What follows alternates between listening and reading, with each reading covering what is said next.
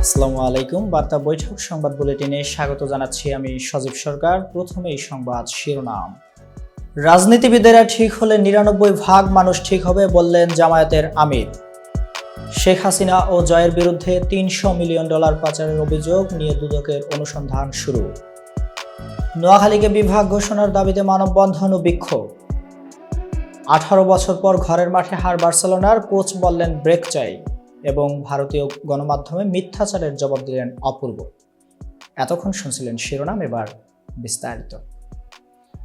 রাজনীতিবিদেরা ঠিক হলে ৯৯% মানুষ ঠিক হবে বললেন জামায়াতের আমির। রাজনীতিবিদেরা ঠিক হয়ে গেলে দেশের ৯৯% মানুষ ঠিক হয়ে যাবে বলে মন্তব্য করেন জামায়াতের আমির শফিকুর রহমান। তিনি বললেন, রাষ্ট্রের শাসকেরা যদি ঠিক না হয় তাহলে কাউকেই ঠিক করা সম্ভব নয়। শুক্রবার রাতে রাজধানীর মিরপুরের সেনপাড়া খ্রিস্টান চার্চে খ্রিস্টান সম্প্রদায়ের ঢাকা মহানগর উত্তর জামায়াতে আয়োজিত এক মতবিনিময় সভায় জামায়াতের আমির একথা বলেন। শফিকুর রহমান বলেন, আমি দায়িত্ব নিয়ে বলতে পারি এবং বিশ্বাস করি রাজনীতিবিদেরা ঠিক হয়ে গেলে দেশের ৯৯% মানুষ ঠিক হয়ে যাবে। রাষ্ট্রের শাসকেরা যদি ঠিক না হয় তাহলে কাউকেই ঠিক করা সম্ভব নয়।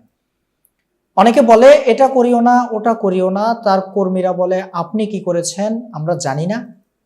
নেতা অপরাধে লিপ্ত, সে যখন তার কর্মীকে ভালো কথা বলে, কর্মী তখন প্যাঁচার মতো হাসে। এ প্রসঙ্গে কারো নাম উল্লেখ না করে শফিকুর রহমান বলেন, এখনো সমাজ ও রাজনীতিতে অনেকের মধ্যে এক ধরনের বেপরোয়া ভাব দেখতে পাচ্ছেন। শেখ হাসিনা ও তার ছেলে সজীব ওয়াজেদ জয়ের বিরুদ্ধে $৩০০ মিলিয়ন বিদেশে পাচারের অভিযোগ অনুসন্ধান শুরু করেছে দুদক।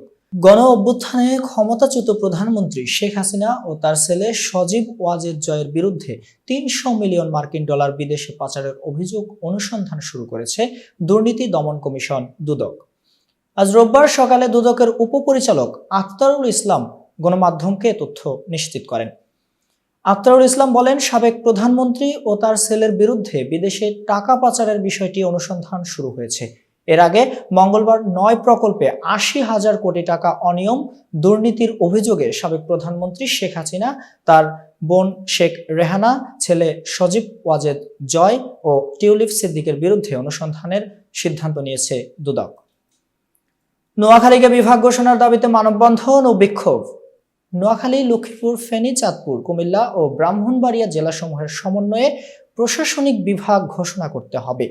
বিভাগের নাম হবে নোয়াখালী এবং বিভাগীয় শহরও হবে নোয়াখালী। অন্য কোনো জেলার নামে বিভাগ মেনে নেওয়া হবে না।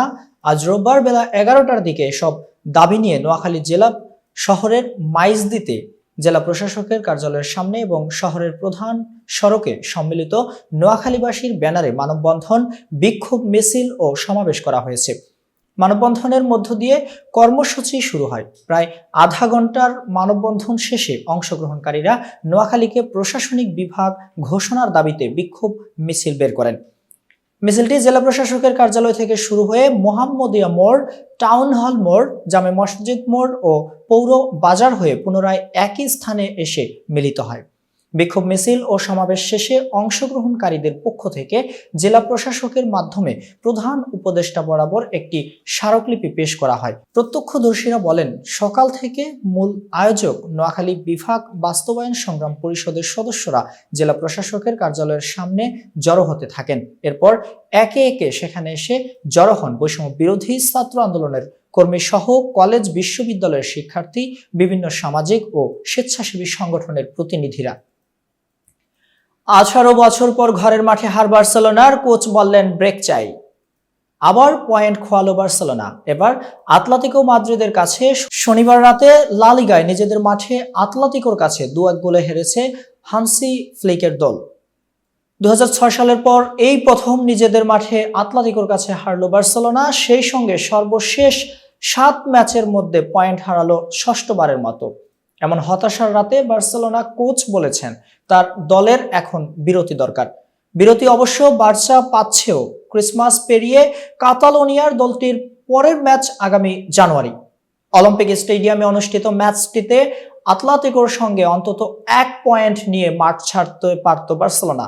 30 মিনিটে পেদ্রি বার্সাকে এগিয়ে দেওয়ার পর 60 মিনিটে তা শোধ করে দেন রদ্রিগো দি পল। 1-1 সমতায় ম্যাচ যখন শেষের পথে যোগ করা সময়ের 6ষ্ঠ মিনিটে গোল করে আতলেতিকোকে জিতিয়ে দেন আলেকজান্ডার সারালদ। ভারতীয় গণমাধ্যমে মিথ্যাচারের জবাব দিলেন অপূর্ব। 5ই আগস্ট আওয়ামী লীগ সরকার পতনের পর অন্তর্বর্তী সরকার দায়িত্ব নেয়। এরপর থেকে বাংলাদেশ নিয়ে বিভিন্ন অপপ্রচার চালাচ্ছে ভারতের বিভিন্ন সংবাদ মাধ্যম। জাতীয় ইস্যুর পাশাপাশি তাদের গণমাধ্যমের মিথ্যাচারের কবলে পড়েছে দেশের শোবিজ অঙ্গনও। ভারতের গণমাধ্যমে সপ্তাহখানেক আগে খবর রটে গৃহবন্দী করা হয়েছে অভিনেতা চঞ্চল চৌধুরীকে। হিন্দুস্তান টাইমস, সংবাদ প্রতিদিন, নিউজ 18 সহ আরো কয়েকটি পত্রিকার অনলাইন বাংলা সংস্করণে এমন সংবাদ প্রকাশ করা হয়, মুহূর্তেই খবরটি নেট দুনিয়ায় ছড়িয়ে যায়। বিষয়টি নজর এড়ায়নি চঞ্চলের। তিনি ভারতীয় সংবাদ মাধ্যমের দাবি উড়িয়ে দেন, জানান খবরটি ভিত্তিহীন। এমন খবরের কোনো ভিত্তি নেই। চঞ্চল জানান তার সঙ্গে কেউ যোগাযোগ করে সংবাদ প্রকাশ করেনি।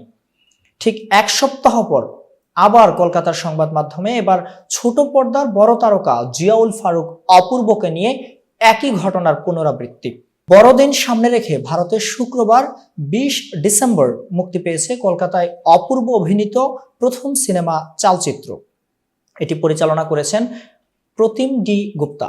কথা ছিল এদিন কলকাতায় গিয়ে সিনেমার প্রিমিয়ারে উপস্থিত থাকবেন অপূর্ব, কিন্তু ভিসা পেয়েও নাকি ভারতে যেতে পারছেন না অভিনেতা। এতক্ষণ বার্তা বৈঠকের সাথে থাকার জন্য ধন্যবাদ।